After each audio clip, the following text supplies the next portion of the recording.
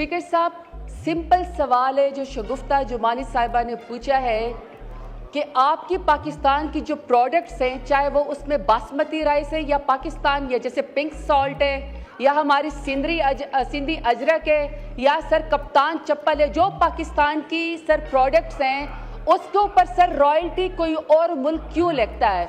Sir मेरा minister साहब से या जो भी सेक्रेटरी साहब से सर मेरा इनसे सवाल है कि क्या आपने जोग्राफिकल इंडिकेशन का बिल पढ़ा है?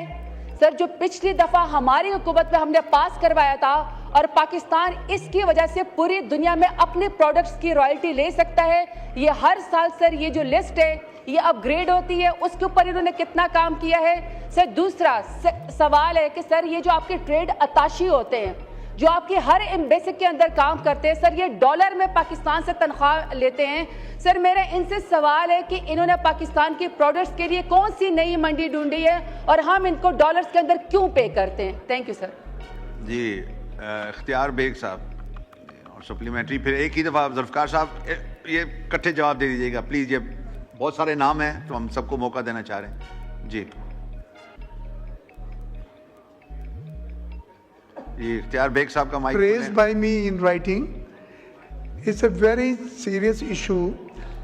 We have reached for the first time record $4 billion export of rice,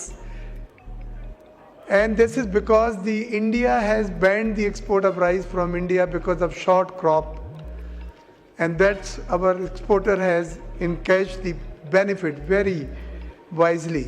But there is an issue now. The issue is that India has complained that the Pakistani rice which was exported has a high contents of pesticides and fertilizer. We call it a residue.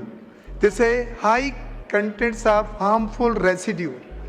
And now they are stopping, they are sending samples for checking in the laboratories, and definitely it will be a hazard to the exports of rice from Pakistan. I request to the Honorable Minister, please ensure us what steps are taken to counter this issue, and the new export should be contaminated free, should be free from harmful residue. So we touch the target of not $4 billion, but next year $5 billion. Thank you so much. शुक्रिया जी। जुल्फ़िकार साहब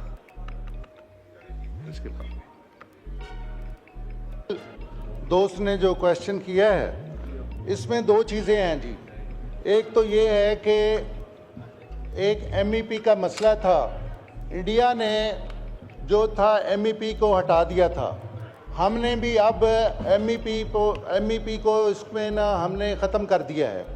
इसलिए हमारा अब एक तो ये हमारी export इसमें भी बढ़ेगी। दूसरा मसला ये था जो पेस्टिसाइड की मैंने पहले भी बात की है कि हमें अपनी क्वालिटी जो है उसको एनहांस करना पड़ेगा। हमारा इसमें देखें मिनिस्ट्री ऑफ कॉमर्स जो है वो कंसर्न है अपनी नई मंडियां तलाश करने में, अपनी मार्केट करने में, अपने सिस्टम को करने में। ये साथ हमें सूबों को भी और दूसरे डिपार्टमेंट को भी, हमारे साथ एग्रीकल्चर डिपार्टमेंट को भी इसमें इसकी क्वालिटी को एनहांस करने में ये एक हमें रोल अदा करना पड़ेगा। दूसरा मेरी बहन ने ये कहा कि जी कमर्शियल अताशी का ये क्वेश्चन तो अलहदा भी गुफ्ता जमानी ने किया हुआ है।